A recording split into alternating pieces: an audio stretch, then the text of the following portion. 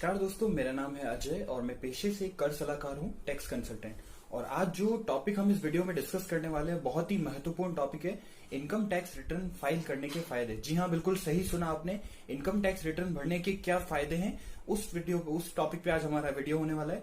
सबसे पहली चीज तो इनकम टैक्स रिटर्न भरने के बहुत सारे फायदे हैं, पर कुछ चुने हुए और खास फायदे जो मैं आपके साथ आज डिस्कस करने वाला हूँ। तो चलिए शुरू करते हैं।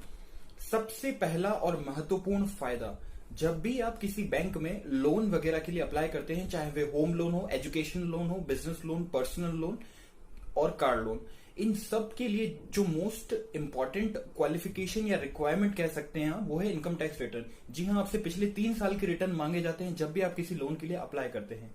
स्पेशली यदि आप किसी भी प्रकार की बिजनेस ऑपरेट करते हैं या इनकम फ्रॉम अदर सोर्सेज है।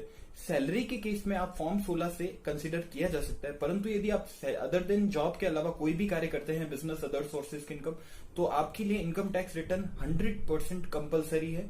तो देखिए, अब इसका उद्देश्य क्या है। पिछले 3 साल के रिटर्न के आधार पर बैंक आपकी क्रेडिट वर्थिनेस का पता लगाता है। जी हाँ, आपकी क्रेडिट वर्थिनेस यानी कि पिछले 3 साल के रिटर्न को एनालाइज करके पता लगाया जाता है कि आप कितना इनकम अर्न करते हैं, कितनी आपकी सेविंग्स है, जिसके आधार पर आपका लोन का अमाउंट डिसाइड किया जाता है। मोस्टली अर्निंग का 10 to 20% के बीच में बैंक टू बैंक वेरी करता है, ये उतना आपको लोन दिया जाता है। तो इस प्रकार से लोन की गणना होती है। इसलिए इनकम टैक्स रिटर्न लोन के लिए सबसे महत्वपूर्ण दस्तावेज होता है, अतः हम आपको इनकम टैक्स रिटर्न भरना ही चाहिए। सेकंड, यदि किसी भी कारण से यदि आप बैंक में एफडी आरडी वगैरह करवाते हैं या फिर एफिलेटेड मार्केटिंग यानी कि फ्लिपकार्ट, अमेजॉन वगैरह पे किसी भी प्रकार का सेल्स करते हैं, तो आपका टीडीएस कटता है, टैक्स डिडक्टेड एट सोर्स। इसे वापस प्राप्त करने के लिए, रिफंड के लिए हमें जो प्रोसेस करना पड़ता है, यानी अपने आप रिफंड नहीं होता, उसके लिए हमें इनकम टैक्स रिटर्न भरना होता है, जिसकी बेसिस पे हमें रिफंड प्राप्त होता है। कई बार आपकी जॉब के दौरान आप पूरी जानकारी एम्प्लॉयर को नहीं देते, इस कारण वो आपकी सैलरी से टैक्स एग्जेम्पशन निकालने के पश्चात टीडीएस डिडक्ट कर देता है। कई बार आपके पास वो जानकारी होती है, तो बाद में जब आप ड्यू डेट पर रिटर्न फाइल करते हैं, तो सारी जानकारी डिडक्शंस की कैलकुलेशन में लेके आप उस अमाउंट को रिफंड प्राप्त कर सकते हैं।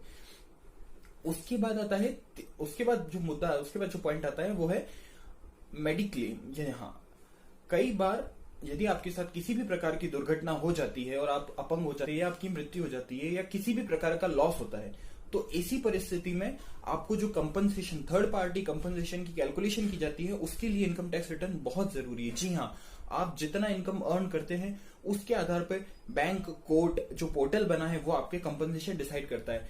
यानी वो कंपनसेशन कितना भी हो सकता है जितना आपकी इनकम डिसाइड। यदि आपने इनकम टैक्स रिटर्न नहीं भरा है तो आप उसे साबित करने में आपको काफी कठिनाई होगी।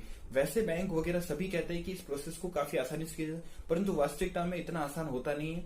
आपको कई सारी फॉर्मेलिटीज पूरी करनी होती है और इनकम टैक्स रिटर्न उसमें एक बहुत महत्वपूर्ण फॉर्मेलिटी है। तो इस बात का जरूर ध्यान रखिए। उसके बाद आते हैं